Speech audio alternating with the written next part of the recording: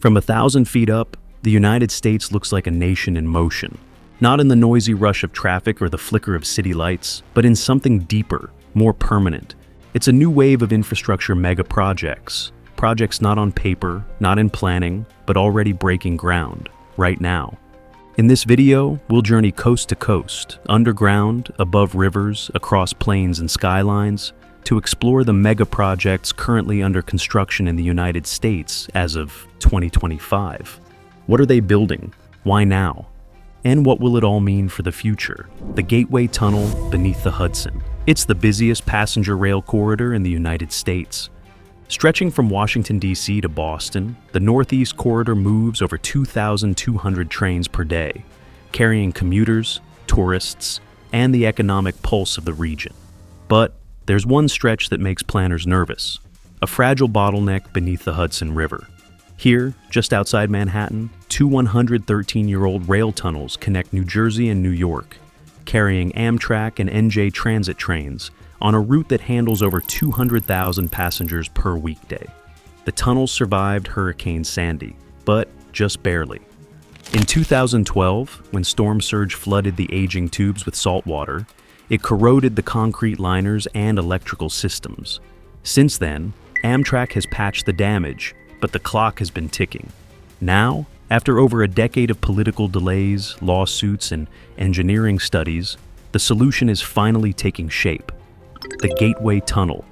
Approved under the Gateway program, this $16.1 billion project is one of the most ambitious infrastructure efforts underway in the country. Its mission: build two new modern rail tunnels under the Hudson, restore the original ones, and double rail capacity between New Jersey and Penn Station. Construction officially began in late 2023 with early site work and excavation contracts awarded by the Gateway Development Commission and Amtrak.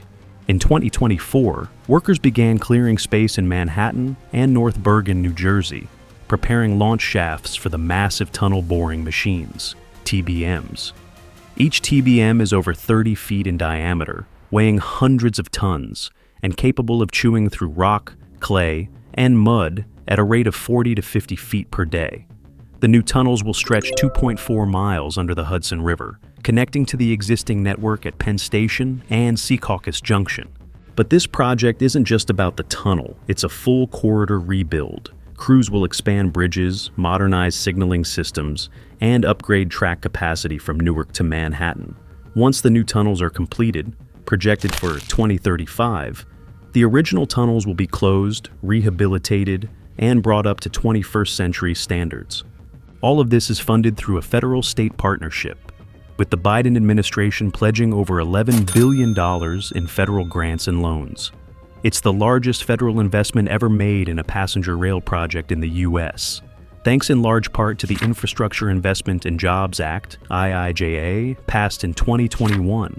But funding wasn't always guaranteed. The Gateway program was first proposed in the wake of Hurricane Sandy, only to stall during the 2010s due to budget fights and lack of federal commitment. By 2020, delays had pushed back the entire construction schedule.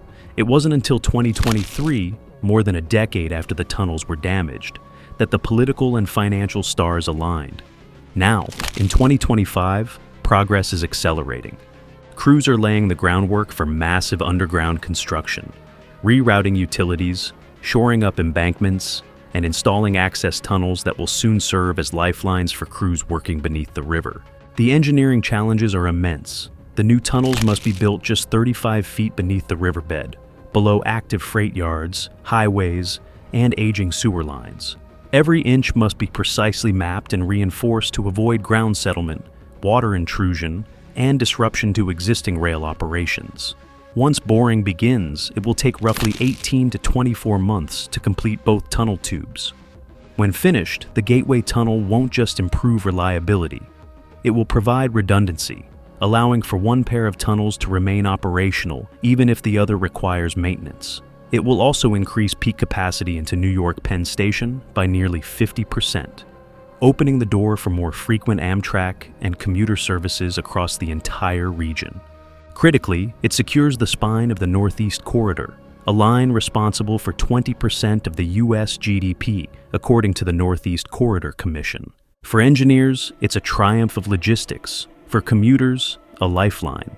And for cities like Newark, Hoboken, and Manhattan, a promise that the century-old arteries of the region are finally being replaced with infrastructure built for the next 100 years.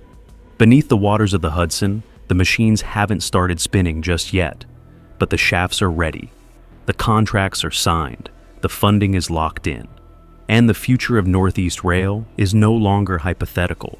It's not just a tunnel under the Hudson, it's a lifeline through history, finally being renewed. California High-Speed Rail. In the heart of California's Central Valley, a strange sight cuts across farmland and orchard rows. Giant viaducts stretching for miles, bridge columns rising from almond groves, and cranes assembling steel superstructures under the relentless sun. This isn't a freeway or a pipeline or even a conventional rail line. This is America's first high-speed rail spine, and it's finally taking shape. The California High-Speed Rail, CHSR, project has been in headlines for over a decade, often as a symbol of political gridlock or shifting ambitions. But on the ground, especially in 2025, the story is much simpler. Construction is happening. Across more than 119 miles of the Central Valley, from Merced to Bakersfield, the foundation for true high-speed rail is under active construction. Crews are driving piles, pouring concrete, and laying structural steel for bridges, grade separations, and viaducts. Over 50 major structures are already completed. Hundreds more are underway. This spine is the core of the system, the stretch that will first see 220-mile-per-hour electric trains running on dedicated, grade-separated track. And it's not a test bed. It's real. The current budget for the Central Valley Spine alone exceeds $25 billion, funded by a mix of state bonds, federal grants, and cap-and-trade revenue. In late 2023 and early 2024, the Biden administration awarded California another $3.1 billion in federal grants through the Federal-State Partnership for Intercity Passenger Rail Program, one of the largest federal rail investments in U.S. history. This infusion unlocked critical milestones. As of mid-2025, the Cedar Viaduct in Fresno is complete. The San Joaquin River Viaduct is fully formed, and crews are now advancing work on the Wasco Viaduct and Merced Station Box excavation. The Central Valley Maintenance Facility, where future trains will be serviced, is under active grading. When completed, this first operable segment will connect Merced, Fresno, and Bakersfield, reducing a 3-hour car ride to under 90 minutes. Even more importantly, it will become the backbone for a future network that stretches to San Francisco, Los Angeles, and Anaheim. But it's not just about trains, it's about transformation. The Central Valley is one of the fastest growing, but most underserved regions in the state. It faces long commutes, poor air quality, and limited transit access. By placing high-speed rail stations directly in cities like Fresno and Bakersfield, the project is expected to catalyze economic development, bring in new housing, and reduce auto dependence in an area long defined by highways and sprawl. Still, the road here hasn't been easy. Originally approved by voters in 2008 under Proposition 1A, the CHSR project was envisioned as a $33 billion corridor connecting San Francisco to LA by 2028. But legal challenges, shifting political priorities, and ballooning costs pushed timelines back. By 2020, many critics argued the project should be scrapped entirely. But instead of cancellation, California doubled down, focusing on completing the Central Valley segment as a proof of concept. Since then, the pace of construction has steadily increased. In 2022, there were roughly 1,000 workers on site each day. By 2025, that number has grown to more than 2,700 construction workers across 171 active sites. Advanced construction techniques are being deployed. Precast concrete segments allow viaducts to be assembled like giant Legos.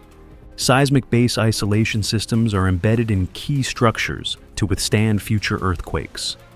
Electrification systems, modeled after the European high-speed standard, will begin installation in 2026, making this not only fast, but fully electric and emissions-free. There's still a long way to go. The Merced Bakersfield segment is expected to be completed by 2030, with early testing beginning in 2028. Extensions to San Jose and Los Angeles Union Station are in environmental review, with construction targeted for the early 2030s. Critics continue to debate the price tag. The full system is projected to cost over $100 billion. But supporters argue the long-term benefits, reduced highway congestion, climate resilience, and equitable mobility far outweigh the upfront costs. And there's growing national interest.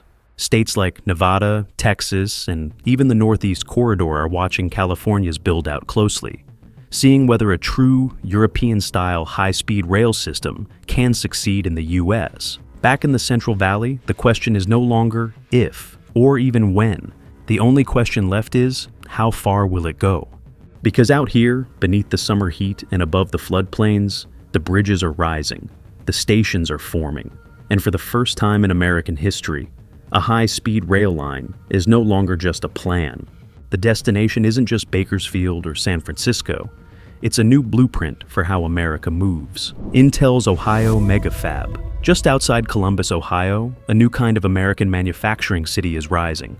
Not in brick and smokestacks, but in clean rooms, semiconductor-grade steel, and dustless chambers the size of football fields.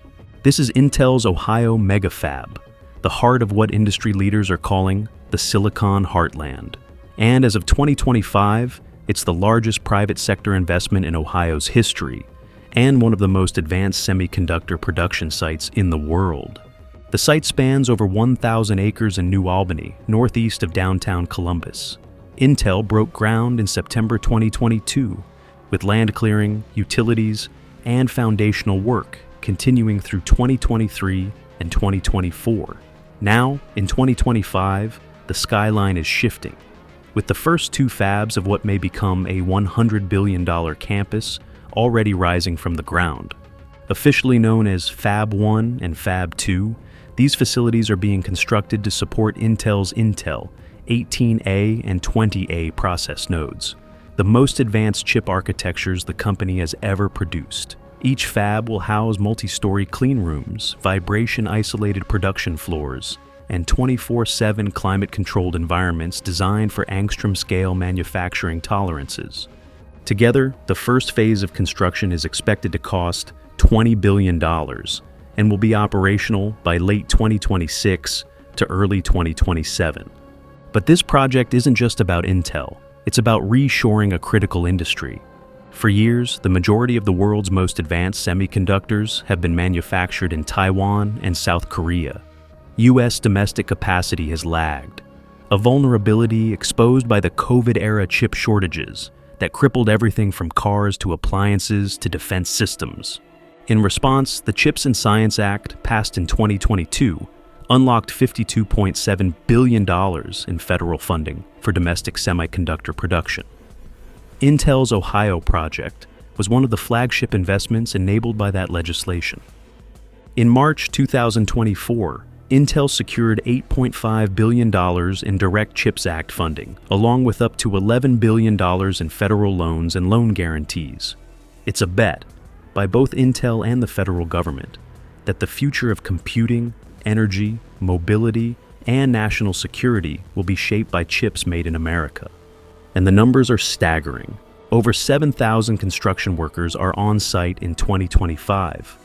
Over 50 contractors and subcontractors are involved, including Bechtel, Whiting-Turner, and DPR. When operational, the site will employ 3,000 full-time Intel workers, from engineers to materials scientists to chip fabrication technicians. Intel has already committed to investing $50 million in Ohio higher education to develop a regional talent pipeline, including programs at Ohio State University, Columbus State, and community colleges. The scale of construction is equally intense.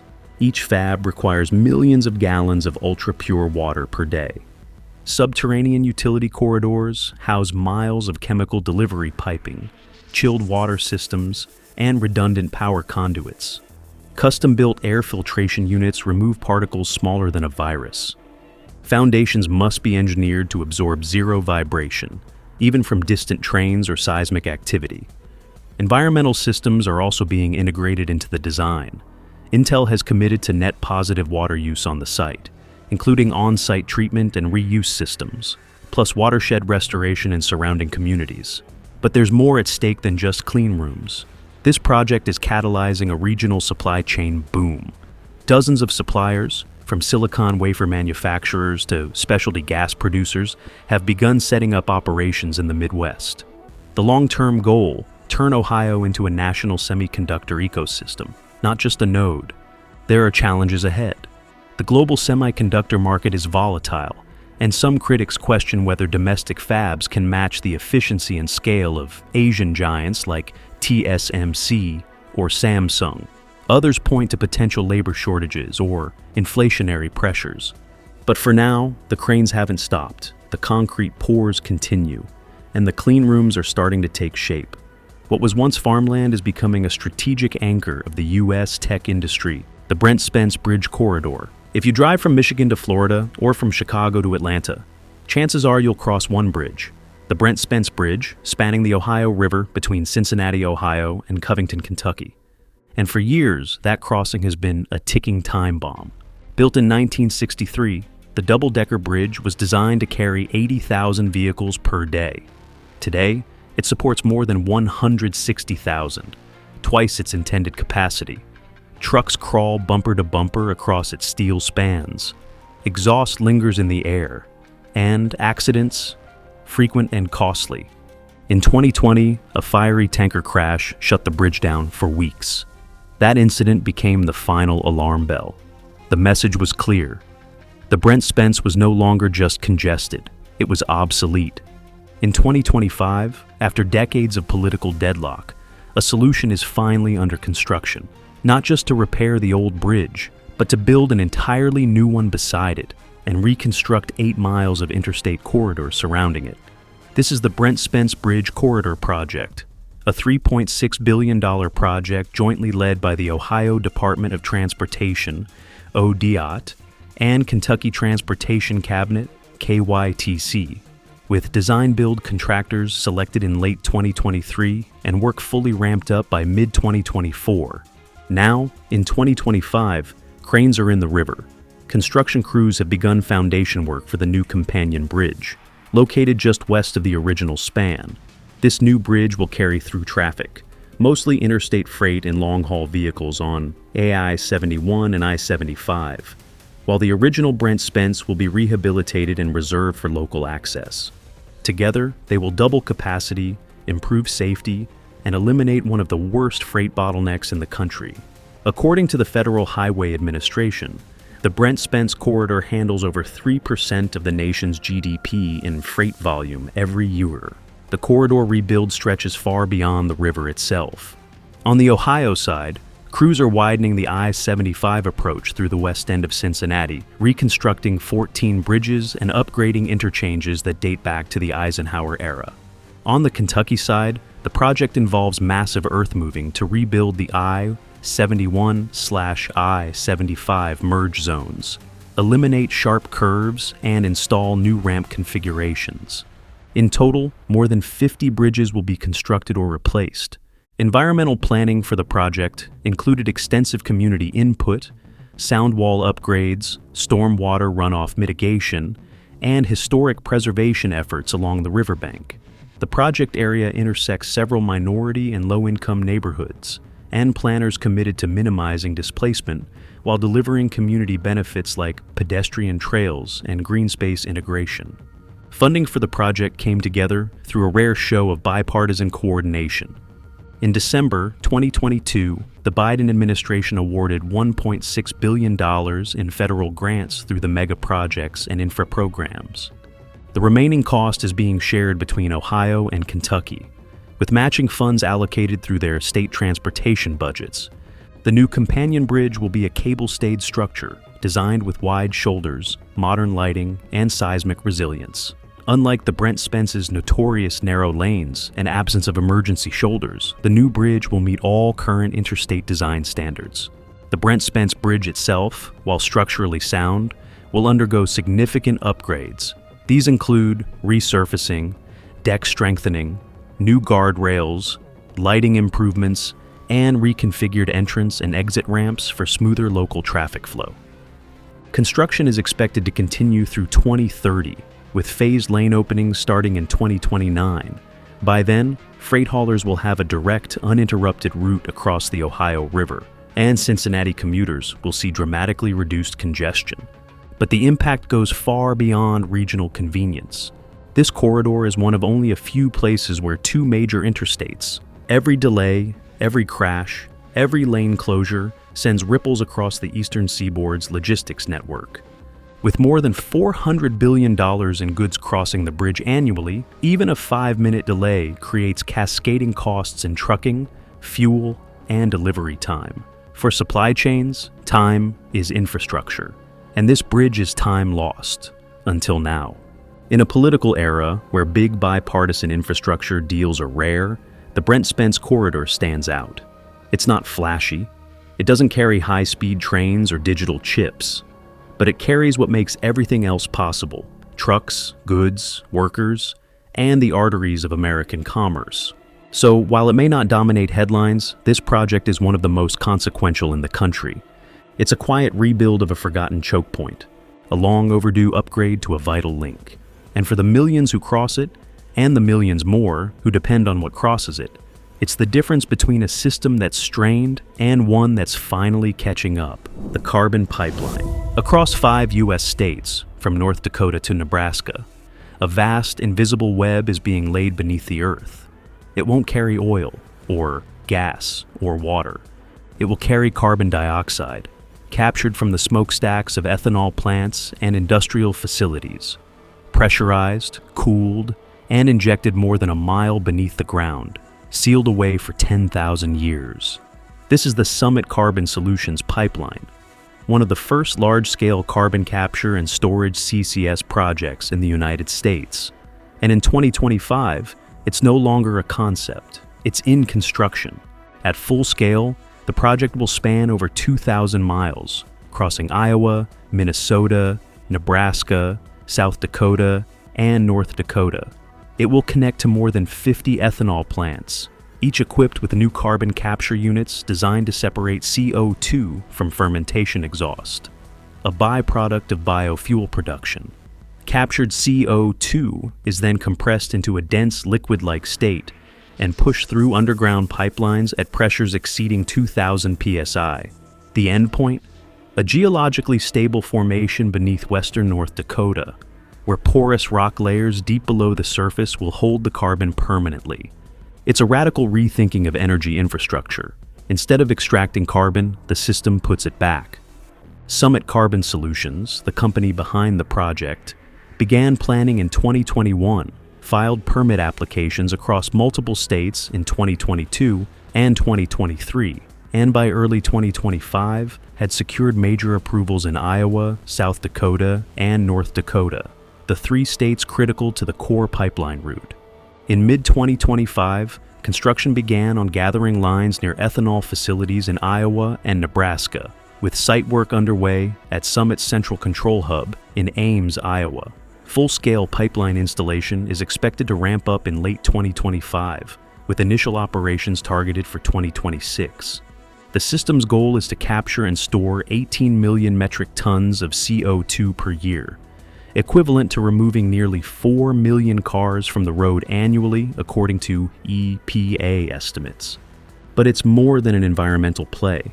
This is about the survival of the ethanol industry. Midwestern ethanol plants face growing pressure to cut carbon intensity. As states like California and Washington adopt low-carbon fuel standards, ethanol made without CCS becomes less competitive. For many producers, connecting to Summit's pipeline is the difference between long-term viability and market decline. To qualify for the federal 45Q tax credit, which offers up to $85 per ton of CO2 stored, Summit must meet stringent measurement, verification, and permanent standards enforced by the EPA and IRS. That makes accurate metering and geological modeling as important as welding and trenching. And the geology is key.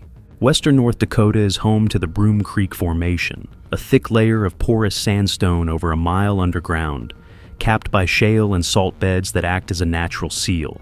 It's been studied by the U.S. Geological Survey and Department of Energy, and is considered one of the most stable CO2 storage sites in North America.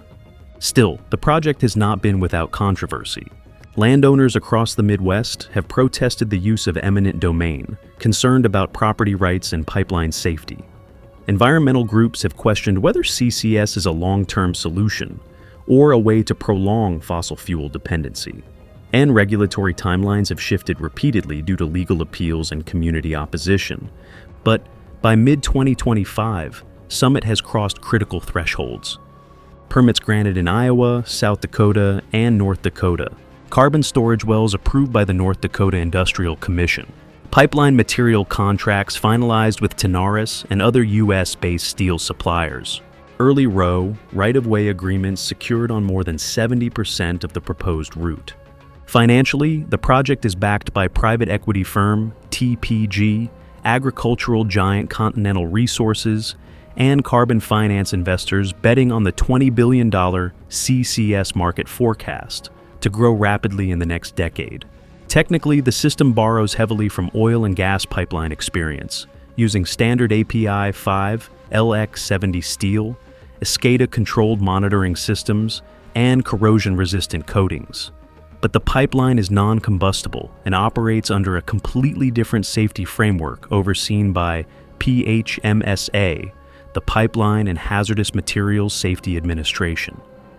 Summit has pledged continuous leak detection, emergency shutoff valves at critical intervals, and full transparency on emissions accounting, all to satisfy both regulators and skeptical communities. If successful, it will become the largest carbon pipeline system in the world, setting precedent for how CO2 is managed, monetized, and moved in the age of decarbonization. And it could signal the beginning of a new kind of infrastructure boom, one not built to power economies, but to stabilize the climate. Here in the American Midwest, the future is being routed beneath the cornfields.